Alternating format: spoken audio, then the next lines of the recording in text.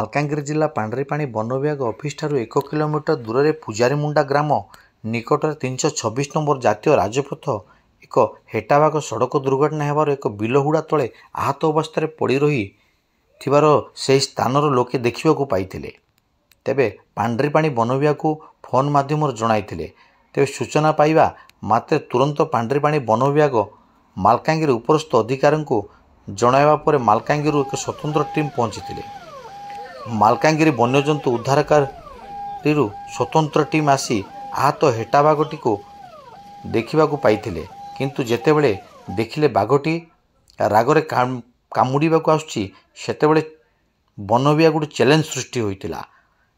ଏପଟେ NH 326 number ରାସ୍ତା କଡ଼ରେ ହେଟାବାଘକୁ ଦେଖିବା ଲାଗି ଲୋକଙ୍କର ପ୍ରଚୁର ଭିଡ଼ ଜମିଥିଲା। ତେବେ ଉଦ୍ଧାରକାରୀ ଅଧିକାରୀ କହିବା କଥା, ରାସ୍ତାରେ ଗାଡ଼ି ଚାଳକ ଦେଖି ଚାହିଁ ଚଳାଇବେ, ବନ୍ୟପ୍ରାଣୀ ପ୍ରତି ଧ୍ୟାନ ଦେବେ ଆମର କର୍ତ୍ତବ୍ୟ ବୋଲି କହି ହେଟାବାଘକୁ ଭଲ ଭାବେ ଚିକିତ୍ସା କରି ସୁସ୍ଥ ହେବା ପରେ ଜଙ୍ଗଲକୁ ଛଡ଼ାଯିବ ବୋଲି ସୂଚନା ଦେଇଛନ୍ତି। ମାଲକାନଗିରିରୁ ପ୍ରଶାନ୍ତ କୁମାର ସଗରିଆଙ୍କ ରିପୋର୍ଟ, ନ୍ୟୁ ଓଡ଼ିଶା ଟିଭି।